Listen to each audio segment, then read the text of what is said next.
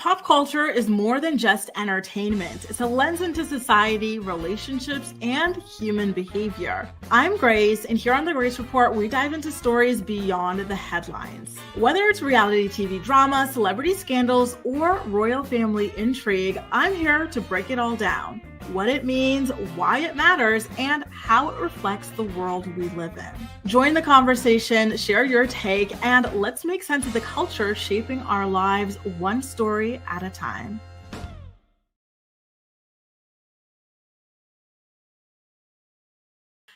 Good morning, good morning, good morning, sunshine. So nice to see you. Happy Monday to you all. I think I told you guys this. Wait a second. The live chat isn't showing up yet. I have to fix that. I think I told you guys this before I went away for my holidays that I had ordered a desk and it had come in. So if you're seeing more of my couch and whatnot, that's why I ordered a desk, and I'm so happy about it actually, that now I'm able to sit down on a proper chair to work versus bar stools or whatever, right? So anyway, listen, y'all, I was not expecting to take the week following my vacation off. It was so hard for me to orient myself, and a lot was going on last week. So sorry about that, but I am really, really happy to be back. And I got some photos to share with y'all from my adventures in Lille, in Belgium, and everything. Listen, y'all, we ate good. We ate good, especially in Belgium, okay? Although amount of different ways that I had waffles and fries, I can't even begin to describe and count all of the ways. It was absolutely incredible. I'm trying to find some photos from the architecture and fun things. I think this was in Lille where I saw this little poutine shop. Anytime I see anything Canadian, I get so excited and I have to shout it out. So shout out to my Canadians. I took this photo for you. And so I think this is also in Lille. There's this special place to get those little stroop waffles or something like that with the vanilla or the caramel cream or whatever you want to have in it. So that was a lot of fun. This is some of the architecture from our adventure. So again, we went to Ghent, we went to Bruges, we went to Brussels as well. And it was just a really, really beautiful time overall. I think this image on the left of the house on the water was in Ghent. And then on the right, this was from Lille, from the stroopwafel place. I also, while I was in, and I keep mixing up these places. I don't know where I was when I had the best hot chocolate in the world, but it truly was one of the best hot chocolates I ever had. It was pure hot chocolate. It was so freaking good. The chocolate was great in Belgium. It was a great, great, great, great time. I'm really happy about my adventures there. I did also get to go to the Atomium just outside of Brussels as well. So overall, it was a really good time. A great birthday. Great birthday weekend. And I'm going to show you guys one of the gifts I got for my birthday as well. So y'all know me already. So I know you guys are going to be just as hype as I was when I got the gift, but it's over there. So I'll have to get it during the break. Okay. Anyway, so nice to see y'all here. Thanks so much for being back for another episode of the Morning Report. Good morning, Milan, by the way. She says, have you seen Huda from Love Island fans? Vile behavior towards Jhene. Leah will always be my favorite. She always supports Jhene and Serena against bigotry. You know what? Huda's been caught up in a few too many scandals, particularly racial scandals. And it's very, very weird. I did hear during my off week about her and that guy. Who's that guy that she's with? Oh, I forget his name, but he was on he was on what was that show? He was paired up with Sandy on that Netflix show where all the people who didn't find love go. Perfect Match. Louis, I think. Yeah. I saw about them laughing their heads off. It was absolutely hilarious when somebody on their stream called Olandria a racial slur. I saw she got dropped by Huda Beauty and everything. She's a mess. She really, really is. And from what I'm hearing, her fans aren't that great either. Nice to see you, Ray, and I'm so happy to be back. Good morning, good morning, good morning, Jamie. I know, me too. I was last without you guys. And funny thing is, my mom's called me Gracie. That's so cute. Or 50 Shades of Great. Listen, it was so hard last week, but for me, I have to start at the beginning of something. I cannot start in the middle, right? So when I finished my vacation and got back, it was Tuesday. And I'm I can't, I don't know why psychologically, I cannot start on a Tuesday. I have to start on a Monday. But I did put out this content for, what did I put out? I think you got to see it too. I put out like the final. We finally finished reading Janelle Evans's book. Thank God. It was an awful book. It's finally over. I'm looking forward to seeing how you guys voted for what book we're going to read next, because thank God that is over. Lord. Hey, Angie, I'm back indeed. Nice to see you. Good morning to you all. Good morning, Kahara, Benisha, Acacia, Ronnie, Kate as well. That's so cute. I'm so happy to be back, Kate. Thank you, thank you, thank you. Good morning, Amelia, Hamlet's princess, Kalia. And by the way, I don't know if my girl is watching this yet. Francine, I got your email. Thank you so much. And I'm gathering my photos to send you back in an email as well. So thank you so much. It was so sweet. It was so touching. And thank you, Kahara. You know what I did? I got boho. What do you call this? Boho French curls. And I'm actually really happy about it. So thank you. And thank you, Jamie, as well. Ooh, and congrats on the engagement, Jamie. That is a beautiful ring. Good morning, Mocha. Good morning, Latasha. Good morning, Kelly, as well. And thank you, finally, 32. So in Belgium, the Atomium, they have this thing. They were trying to do like this science fair. Like every year there's a science fair that took place, and anyone from Belgium can correct me if I'm wrong.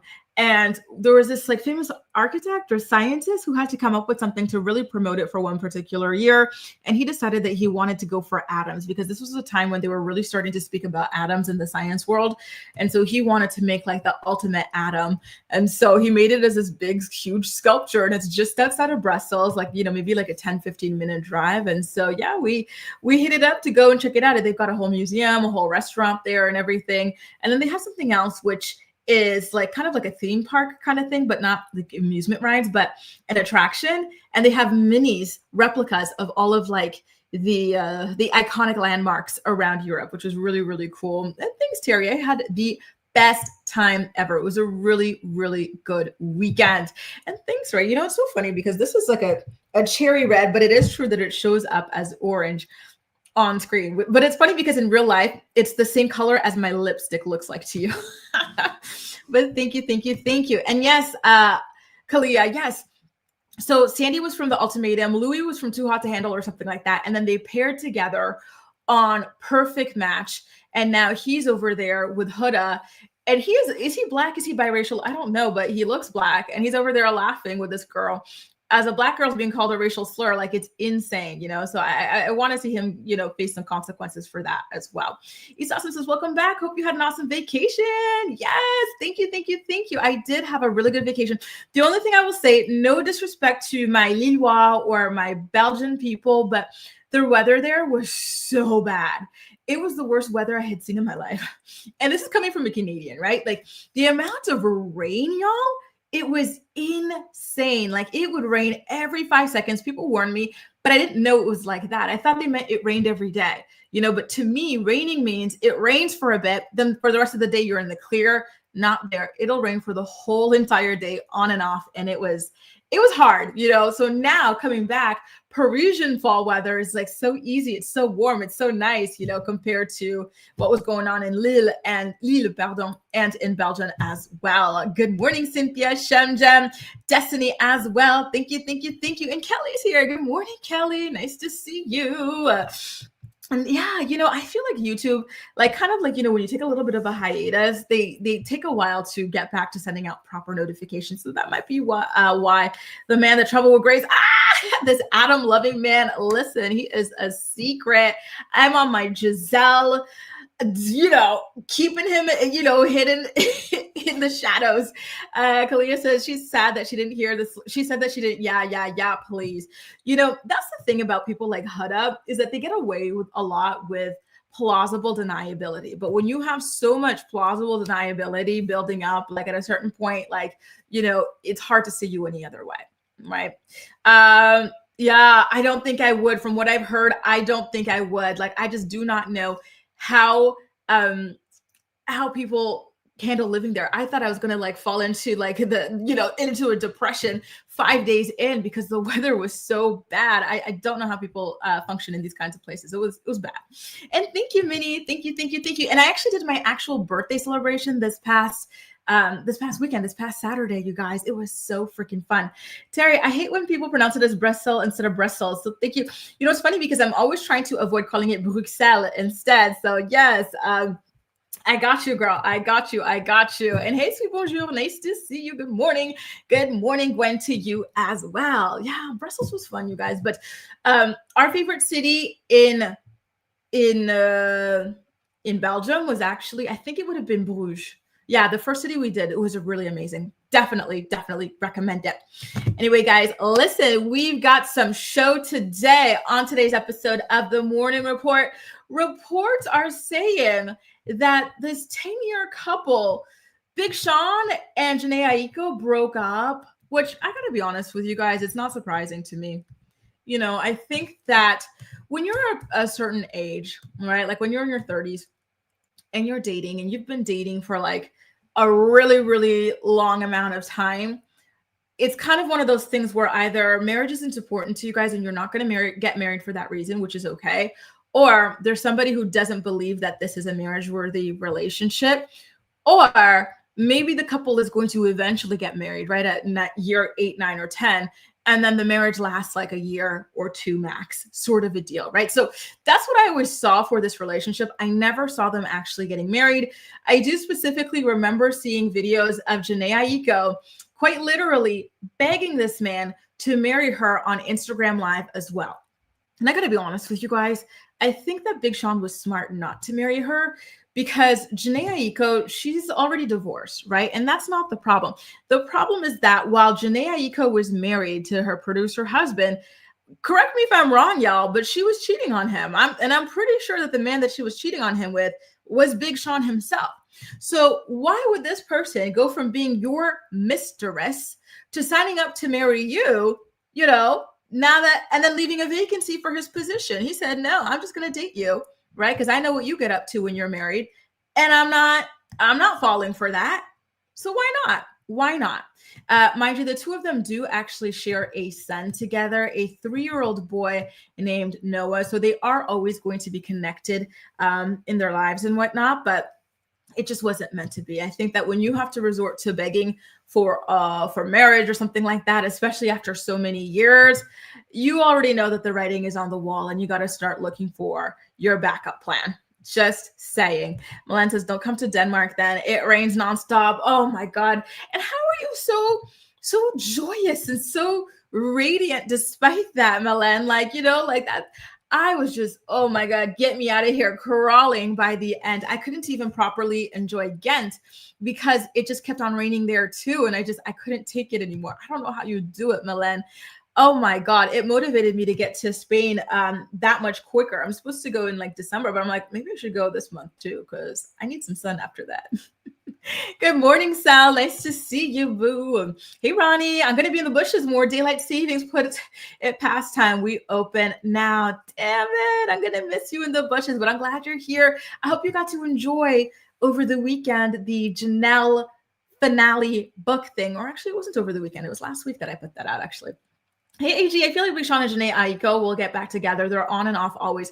And that's another thing about them, right? They've broken up a million times over. So is it even a good idea for them to get married if they're going to just keep breaking up to make up all the time? I personally do not think so either. And yes, Latasha, there's a video and I think it was screen recorded, so you could definitely find it if you search Jhene Aiko begs Big Sean to marry her. It was an Instagram live that they did, and his response was basically like scoffing in her face, which again, listen, you cheated on your husband. I think you cheated on him with this man. Why would he go and marry you then, knowing how you get down? You know, like, sorry, but it wasn't smart to do that. Milan says he is for the streets. Most of his famous relationships didn't end well. Remember Naya.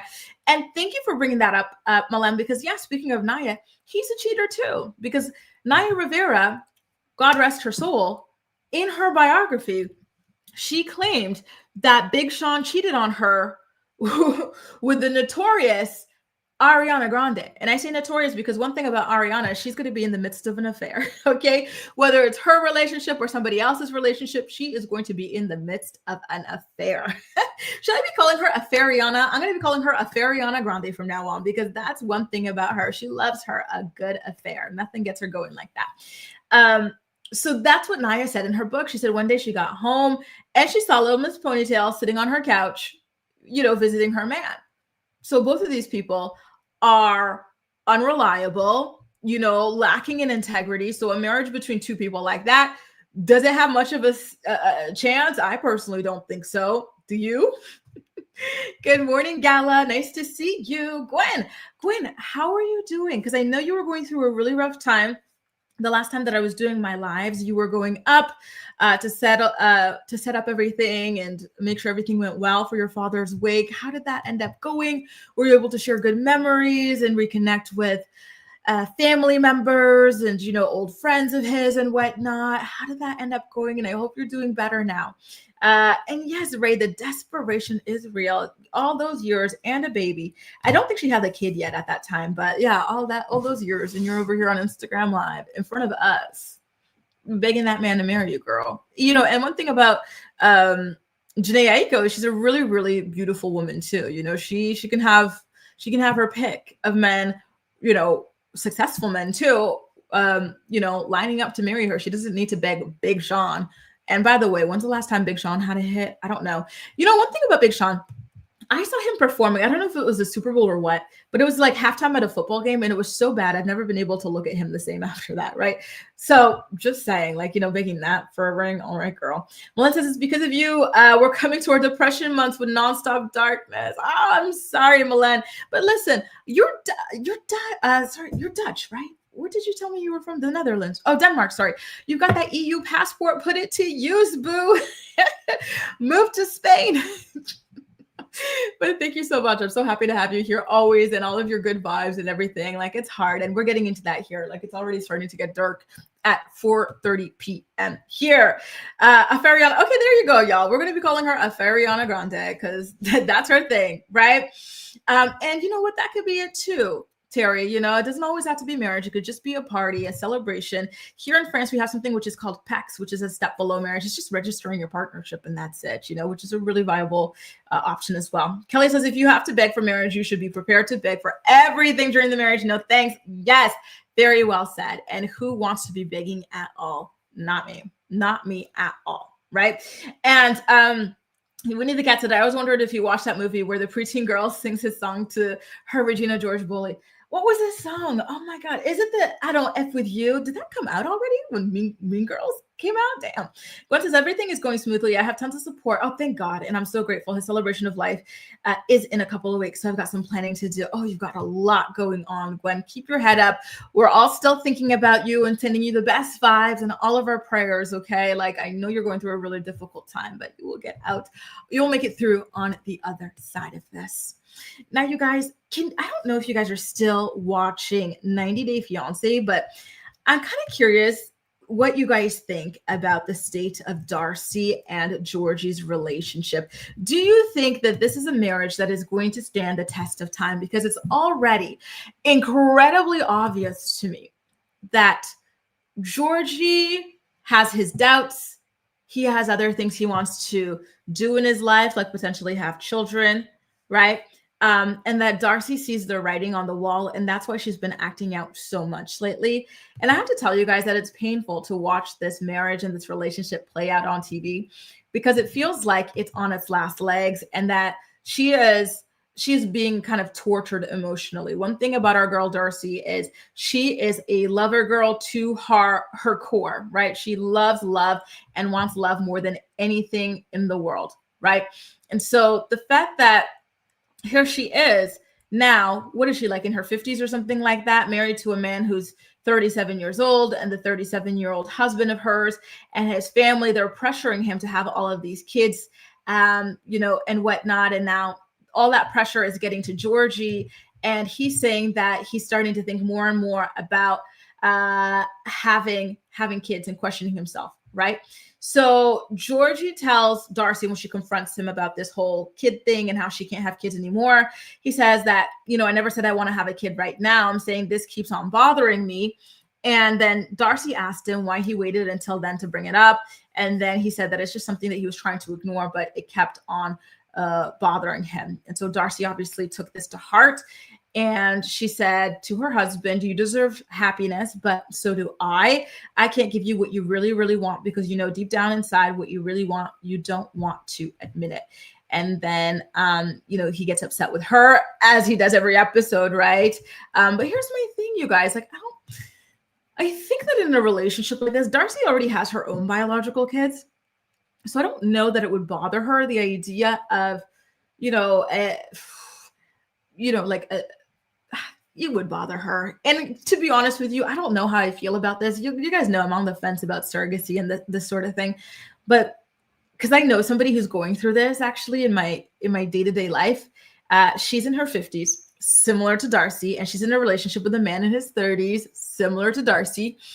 And the relationship is at this point where the guy is really trying to decide right here, right now, can I actually commit to a life with this person and a life where I will never have my own kids? Or are there alternatives that we can explore so that I can have my own kids, right? So she already has her own kids. They're grown, but her boyfriend does not. And so for her, what she's thinking about potentially doing is suggesting to him, well, why don't we have a kid with your sperm, and then we get like an egg donor or a surrogate or something like that, so you can have your own biological child, and I'll be there to raise it and treat it as my own child, right? So I'm kind of curious what you guys think about relationships like this. It's really sad when you see all of the writing on the wall almost, right? From the very beginning of this sort of a relationship. It's a very, very sad thing. I think that it must be torturous for Darcey. And I very, very, very much feel for her, right? I think she's a good person to her core. I don't know about any scandals of Darcey's or anything like that, but she seems to be like a person who just wants to have like a nice, loving relationship and marriage, and she just never seems to actually be able to find it. The whole thing with that guy, like, let me cut the steak on the bias guy, like, that was really painful too for her. I think that relationship truly traumatized her. Anyway, East Austin says Ariana is committed to taking your man and no one is safe. Be careful out there. And I agree.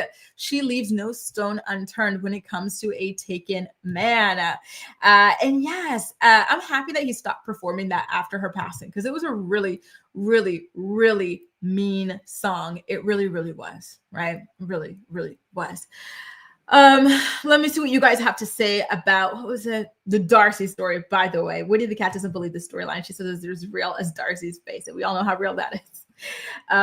Gwen, that's the thing about being the oldest daughter. It's just so much responsibility on your shoulders, and I really hope that you have somebody that you're able to share this with, because it's a lot to take on, in addition to managing your own life and everything you've already got going on, on a day-to-day, right? So take good care of yourself. Be kind to yourself during this moment, because like you said, you can cry at random when you're dealing with the roller coaster that is grief. Jamie says, I had a hysterectomy and told my man I feel bad I can't have his kids. And ouch, I'm so sorry to hear that, Jamie. And I feel like maybe since you're going through something similar, to Darcey not being able to have her husband's kids, like, are there alternative options or anything like that you guys have looked into? Or is it kind of, what it is at this point to being a couple that doesn't share kids together? I feel like these kinds of conversations get just more and more difficult as time passes by. And I feel for both of them, right? I think that Georgie really wants to ignore does he even have a desire to have kids though? Or is it like a societal or cultural pressure? I don't know. I don't see him as a person who genuinely wants to have kids. I think that his family is insisting that he has these kids, and and so that also sucks too, the fact that a person can't even make up their own mind about whether or not that they want something, and that their family, friends, society has to decide for them about, like, it's crazy. Listen, y'all, I always say it's a propaganda. The have kids propaganda is strong. You got to stay strong. If you are like her husband, and he doesn't seem to want to have kids, like, if you don't want to have them and you're still facing that pressure, stay true to who you are, because at the end of the day, you're going to be the one with all the responsibility, so make sure it's responsibility that you actually want to have. Ramster says, hey, oh, you're sick, I'm so sorry to hear that, Ramster. Get well soon. Chicken noodle soup, a nice hot toddy, and I hope to be good as new as soon as possible, boo. Winnie the Cat says, surrogacy can be amazing, but there are a lot of people who will manipulate a good thing. Exactly, right? I feel like at its core and at its best, it is a great thing. But at the same time, like, when we started hearing about all these celebrities suddenly getting surrogates and stuff, there was something very creepy and weird about that to me, Maybe it's just like the rich being weird, but for regular people, okay, sort of a vibe. Terry, we need more mentors, not babies. Terry said, don't stop populating this earth already. Rancher says, Darcy isn't hard loving. Darcy is hard hearing. She never, ever, ever listens. That's true. That's her one and only problem. But she seems like an adorable person too. Like she actually seems like a fun girl, but like Ramster says, maybe that's her problem, that she's really hard to get through to. And it feels like her husband, feels the same way as well. Good morning, Joy. How are you? Happy Monday. Melissa says, I love Darcy. She's so slow to me. There's this word that my friend Julie likes to say, miskeen. It feels like you're saying she's miskeen to you. Is that like a word that other people use, or is it like a Canadian word? Ramster says she has 2 almost grown daughters. Let that idiot go and move on, not idiot. And learn to listen. She's totally deaf. Seriously, her hearing and her PC addiction. You know what? I do wonder, because I think somebody else said that they believe it's fake. I forgot my co-reporter's name, but they're setting up a stage for the spinoff called The Last Resort. So do you think that this is a real problem that they're facing in their relationship, or is this something that is more so meant to generate interest for the spinoff, which is 90 Day Fiance, what is it? The Last Chance or Last Resort. We Need the Cat says adoption US-wise is expensive. It's $30K to domestically adopt. Oof, oof, oof. It really feels like all this stuff is for the rich almost, right? Like $30K, that's a lot. Like parenting is already expensive, right? Then to have to like put out $30K just to get into the game, like that's a lot. So really, really, really hard to hear.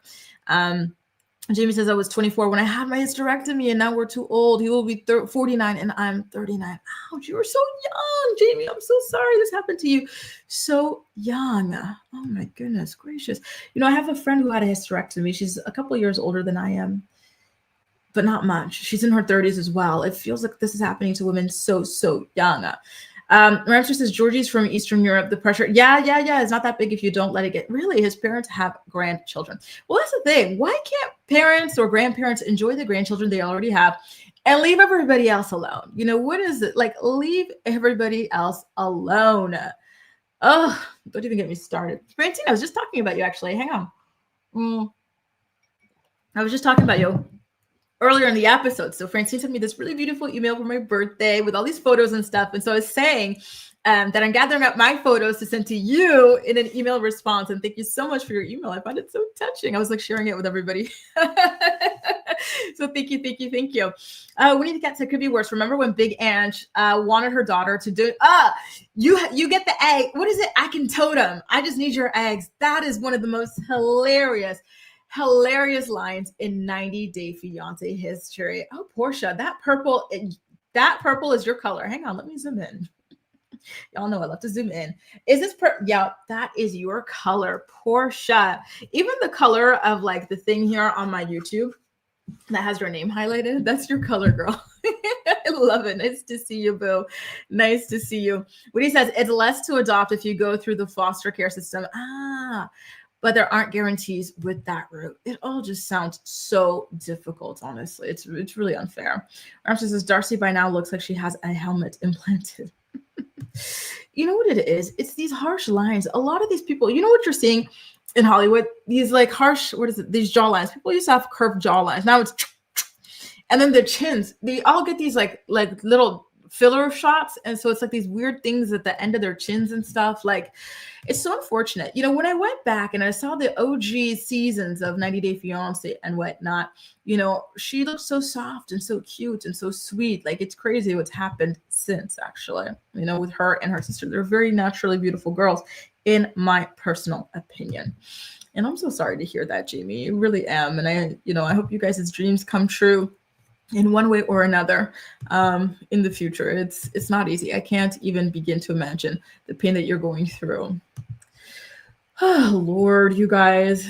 It's just, I feel like these kinds of topics, they're so touchy and they're so difficult and they're so complicated, right? And, that's actually something I appreciate about Darcy and Georgie's relationship, is that they're showing the kinds of complications that can come from these sorts of mixed age relationships, right? Like, yeah, maybe it's all fun and games for the first little while, but then, as the clock continues to progress, and then the younger party, whether it's a guy or a girl, they start wanting to become parents or something like that. Like, how does the relationship face that and survive moving forward? It's a very, very, in my opinion, interesting and compelling storyline. Now, speaking of children on reality television and whatnot, we're going to talk about Sparkle Megan from Love is Blind, y'all. So Sparkle Megan has a baby, right? And she debuted that baby, the baby news anyway, at the reunion of Love is Blind. And I gotta say, you guys, like the fact that she's friends with those girls from the show and they had no idea, that was crazy to me. I was like, oh, so are you guys really friends or no? So I guess it's like work friends, but I don't trust you level friends, with the exception of Casey. So yeah, she met this guy maybe 3 months into dating. They were raw dogging, and when, before they knew it, she was knocked up. And so she has a son. His name is Brooks, and she shared a little bit about motherhood and whatnot in an exclusive interview with People magazine. So her boyfriend's name is Paul Wegman, by the way. They do live together, but they're not, I don't know. I'm going to be honest with you guys. I don't know what I think about this relationship. It kind of feels like, oops, we got pregnant, but let's try to, work this out and see if we can become a family, sort of a vibe, right? So anyway, when she found out that she was pregnant, Megan tells the magazine, and I quote, "I was excited and happy, but also surprised and a little scared. I'd been told by multiple doctors in the past that getting pregnant naturally would likely be very difficult for me because of a congenital condition. So when it happened so quickly, I was a little taken aback. I think a part of me still carried the fear that I might not be ready to be a mom, but I can confidently say that those doubts and fears feel very far away today, and motherhood has easily turned into my favorite and most fulfilling chapter of life thus far." As for the labor and delivery of her son, Brooks, Sparkle Megan says that it was very intense and that it was all worth it, right? Her exact quote is as follows: "My labor and delivery did not quite go as planned. I had planned for an unmedicated birth at a birthing center, but after laboring for about 20 hours, some complications arose and I ultimately needed an emergency C-section. Ouch. It was frightening for a moment, but the second I heard his cry and saw him safe, I was overcome with so much love and joy. Every part of the journey was worth it." Well, listen, I'm happy that she's happy with her son and everything. A lot of people are like, oh, like on the show, she told that guy that she doesn't want to have kids, or she doesn't know that she's ready for that lifestyle. But at the end of the day, I think that for her, the main issue was that the guy had a different financial lifestyle from her, right? Like the idea of having a kid with somebody who was more financially stable is what she was getting at, but she was trying to say it in a more polite way. And that's something that kind of bothers me about reality TV, is that I feel like sometimes things are obvious, right? Like when Casey saw the guy that she matched with, Patrick or something like that, it was obvious she was not attracted to him. And she's trying to like say it without really saying it. And this guy, like, he doesn't seem to get it. And then everybody wants her to explicitly say it, but she's trying not to hurt his feelings or whatever. Like, that's the thing that kind of drives me nuts. Like, sometimes you can see what people mean. They don't have to explicitly say it. You know what I mean? Gwen says, "There's always a need for emergency placement. Foster parents, they make a difference for so many kids." And that is such a beautiful thing. One of my friends growing up was in the foster care system, and she was placed with such a lovely family, and she was with them for so long, like 10 plus years, and yeah, like it was a really, really good situation for her. Like, she was very happy with her family and everything like that. So it is always beautiful when those sorts of things are able to come to fruition in a good way. Listen, y'all, we've got a super chat, and this is so funny. I think this is one of my brothers, y'all. Y'all, I have two brothers, because this is written in our native language, which is a very small language that very few people know, right? So when someone comes in and talk about Wiarach, I'm like, okay, this has to be somebody I know, and this has to be one of my brothers, which Wiarach means I'm crazy, essentially. Not me, the person writing it is crazy. No planning. And what do you mean, no planning? I'm wondering which you listen. I'm gonna be hitting up the group chat. Anyway, thank you for the super chat, whichever one you are. Good morning, Ruby. So nice to see you. Happy Monday. Glenn says, "This Love is Blind season was so fake. Denver should have been a hit. How did they find all conservative people when Denver is so blue?" Well, this is my thing. I have to admit, I wasn't really properly watching because I was so bored to tears. But people keep saying everybody's conservative. I'm like, did they talk about politics and I missed it? Because I don't remember. I do think I remember somebody saying something like very like kind of alarming about like, I don't know, like gay kids or trans kids or something like that. But apart from that, like nothing really kind of like clicked to me. But maybe it's like some stuff about their social media or whatever. But yeah, Denver was just not it. And I was really quite surprised. I was expecting it to be interesting too. But this to me was the worst season of Love is Blind. And that's saying a lot because the other one, there was a season where they all had the, I'm sorry to anybody from Minnesota. I'm sorry. But the season with the accents, y'all, that was a bad season as well. But I actually think that Denver somehow managed to be even worse than that, you know? And God bless Edmund, but Lord have mercy. He was, he was a lot too. Weirach. I'm sorry. I thought this person said Weirach. Weirach. So they're saying that Megan is a bit nuts to be getting knocked up by a man that she doesn't know after like 3 months of dating. And listen, I have to agree. Whenever stories like this come out and then, you see them kind of trying to, make it work and play house, this, that, or the other. It's like, you know what? Good on you guys for at least trying. But things could have been, done in a better way, so to speak. I agree, debonair brother. Shelby says, also someone who thinks they can't have kids. They say they don't want them to soften the blow. Oh, and I think that this is the case as well, to soften the blow, but doesn't mean they actually don't. I do think that's the case. And I see that being the case with a lot of people potentially on social media. There's like a lot of people on TikTok or on Reddit or whatever who seem to have like a literal hatred for kids or something like that. Like they're child free, but not like, oh, I'm child free. I don't want to have kids, blah, blah, blah. But like child free, hate kids, blah, blah. Like I feel like those people might probably, fall into that sort of a camp, Shelby, and, it's giving thou with the protest a little bit too much. You're trying to convince yourself of something. Just saying, right? Akeisha, I think I saw a video of yours pop up on my TikTok this morning, but I can't remember what it was. But I don't know if it was a bouquet or hiking or what it was, but I think I saw it. I was so happy to see you pop up on my TikTok. I'm not on there as much as I should be. I really need to get back on there. Now, you guys, I did have to ask you guys some questions about last night's episode of The Real Housewives of Potomac, okay?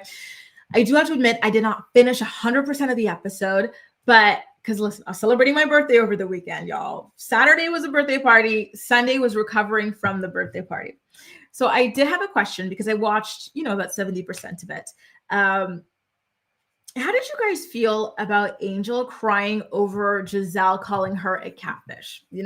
She says that Giselle called her a catfish to be mean to her. It was uncalled for. She said it was a form of body shaming. She had all these kids back to back. Her looks used to be her currency because she was like a sports reporter or something like that. Like, I get that she's sensitive and everything because she's postpartum, but at the same time, like, this is Housewives. Like, they're mean. Housewives are mean. It's vicious. Like, it's a dog eat dog world sort of a thing. And she lied. I think anybody could see that Angel photoshopped the hell out of herself in those Instagram photos. Like, I genuinely did not even think it looked like her. I thought that was, who's the other girl? The other girl in a photo with just a random person. Like, when they said that it was Angel, I was like, how the heck is that Angel? That looks nothing like her.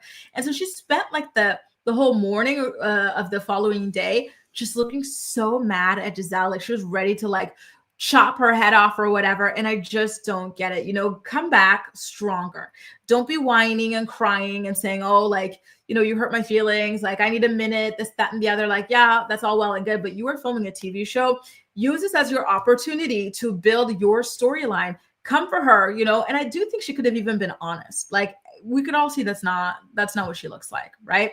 And I do think that she could have taken this opportunity instead of doubling down on her lie to say, hey, listen, yeah, I photoshopped myself, and, explain what she just told Giselle, which is, yeah, I photoshopped myself because for my whole career was dependent on how I looked. And now here I am postpartum from having, a bunch of kids back to back to back, not feeling like myself, not looking the way I normally look. And so I thought that I was photoshopping myself to what I used to look like. or something like that. I don't know. I was kind of over all of it. And then when Wendy called out Kiarna and Angel for being kind of like killjoys and just moping all the time, being whiny, because Kiarna was the same way. The night before, she wanted to go to sleep early because she was not happy about all of the conflict and this and that. Like, Kiarna just seems so angry every single season. She's looking for a bone to pick with somebody, and it's tiring. And I'm happy that it's finally being called out by somebody there. And I'm hoping that it gets addressed moving forward as well, And now Ashley had also brought up something about, what did she bring up? Oh, the Chris Samuels thing. And it's all just because Stacey asked or brought up the fact that Giselle is dating in secret while she's meddling in people's relationships, right? And so I thought it was fair that Stacey bring out that photo. I thought it was fun. And then her guard dog, Ashley, then comes after her, like, oh, well, I heard you got set up on a date with Chris Samuels, blah, blah. Like, this kind of like bone that she has to pick with Stacey is very weird. It's very obsessive. Like, I don't know that Stacey warrants all that like drama and all that like nosiness and all that meddling. It makes her look quite literally obsessed with this newbie, right? So overall, I don't know. Like, to be honest, I can't give the episode a proper rating because I didn't get to fully finish it. But overall, those are the things that were like my major takeaways from the episode. Anyway, you guys, listen, that does it. I'm glad to finally be back. We'll be back all week for the morning report this week. So I will be seeing you again tomorrow at 10 a.m. Eastern Standard Time for more of the day's hottest stories. So actually, before I head out, we've got Malen leaving a comment here. I love how Wendy is so carefree on social media. Are they posting again? Because the way that they went with their whole God's got this, God's this, God's that, blah, blah, when they're facing such serious charges was so crazy to me, right? And such charges that seem to be an open and closed case. Come on now. Now, speaking of that also, Milan, I don't know, and anybody else watching, I don't know if you guys, the dog farted. I don't know if you guys saw this episode of Watch What Happens Live, but Andy Cohen had Karamo on there and he asked, oh, like, how do you feel about the Osefos getting arrested and whatnot?